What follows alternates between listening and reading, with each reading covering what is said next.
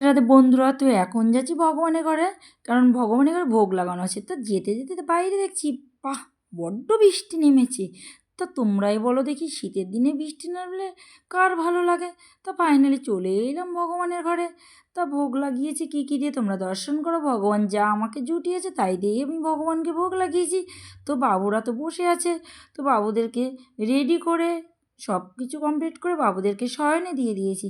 যেহেতু আমি প্রতিদিন নিয়মিত রোজই দুপুরে ভোগের পরে আমি শয়নে দিয়ে দিই, তো আজকেও ঠিক তেমনইভাবে শয়নে দিয়ে দিয়েছি। আর ড্রেসটা খুলিনি, আজকে বেশ ভালো ঠান্ডা আছে।